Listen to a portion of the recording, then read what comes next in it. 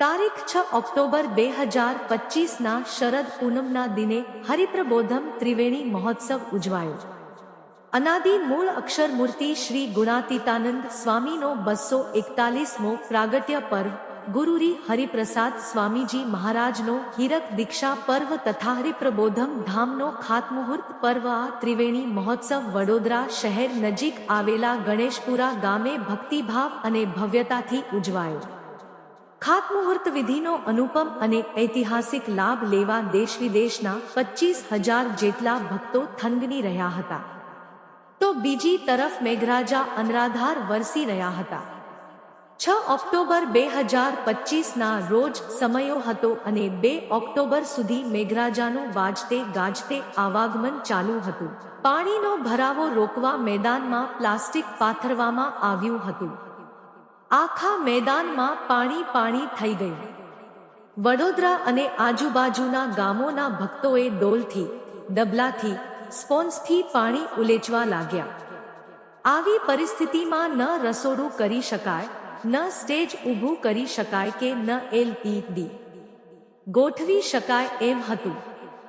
એવી વિપરીત પરિસ્થિતિ હતી. પણ બધા સંતો અને સેવકોનો ખૂબ ઉમંગ હતો અને બધાનો મરણીયો પ્રયાસ હતો. સંતો ભક્તોએ ગુરુરીના ચરણોમાં પ્રાર્થના કરી કે આપ કૃપા કરો તો સમયો સરસ થઈ જાય. ત્યારે ગુરુરીએ ભજન કરવા અને આત્મીયતાથી દોડવા કહ્યું.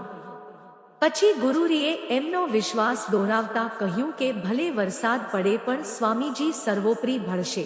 આથી સંતો ભક્તોને ખૂબ બળ મળ્યું અને સહુ મરણિયા થયા. ગુરુરીના સંકલ્પે તારીખ 3, 4, 5 અને 6 એવો તાપ નીકળ્યો કે ઘણું ખરું મેદાન સુકાઈ ગયું, એટલે સ્ટેજ પણ ઊભું થઈ ગયું. મહાપૂજા વિધિમાં બેસનારા 3,100 જેટલા ભક્તોની સરસ વ્યવસ્થા થઈ. ખાતું મુહૂર્તનું સ્થાન પણ ઓછા સમયમાં ભવ્યતાથી સુશોભિત કરવામાં આવ્યું. ભક્તોને પ્રસાદ આપવા માટે ફૂડ પેકેટની વ્યવસ્થા કરવામાં આવી. દરેક ડિપાર્ટમેન્ટના સંતો અને સેવકોએ ઓછા સમયમાં બધી જ સેવા પૂર્ણ કરી. સમયાના દિવસે તારીખ 6ના રોજ ગુરુરી પ્રબોધજીવન સ્વામીજી સાંજે 4:45 વાગ્યે મહોત્સવના સ્થળે પધાર્યા. સાંજે 5:11 ગુરુરી મહાપૂજામાં પધાર્યા. સાંજે 6:14 મહાપૂજા પૂર્ણ થઈ.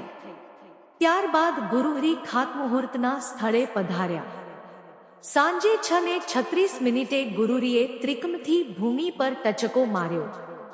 ત્યારબાદ બ્રાહ્મણોના વેદોક્ત મંત્રગાન દ્વારા ખાતમુહૂર્ત વિધિ સંપન્ન થઈ. વિધિના અંતે ગુરુરીએ કળશ અને ઈંટો ભૂમિમાં પધરાવ્યા. સાંજે 7 વાગ્યે ગુરુહરી સભામાં પધાર્યા. પ્રથમ સર્વમ મંગલ સ્વામીએ ગોષ્ઠીનો લાભ આપ્યો. ત્યારબાદ ગુરુરીએ સ્ટેજની સામે આસન પર બિરાજી ભક્તિ નૃત્ય નિહાળ્યું. ભક્તિ નૃત્ય બાદ ગુરુરી સ્ટેજ પર પધાર્યા. ભક્તિપ્રિય સ્વામીએ પ્રાસંગિક લાભ આપ્યો. ત્યારબાદ ભક્તોએ અને મહાનુભાવોએ ગુરુહરીને હાર અર્પણ કર્યા. સાંજે 8:40 ગુરુરીએ 21 મિનિટ આશીષ આપ્યા. ત્યારબાદ મહાઆરતી કરવામાં આવી. રાત્રે 9:30 વાગ્યે ગુરુરી સભા પૂર્ણ કરીને થાળ માટે પધાર્યા. ત્યારબાદ આત્મીય વિદ્યાધામ પધાર્યા. સમયો પૂરો થયો પછી જ ધીમે ધીમે મેઘરાજાનું આગમન થયું. ભક્તોએ વિના વિઘ્ને વાહનોમાં પોતપોતાના ગંતવ્ય સ્થાન તરફ પ્રસ્થાન કર્યું. જાણે એમના સંકલ્પે જ વરસાદ પડ્યો ને વરસાદ અટક્યો.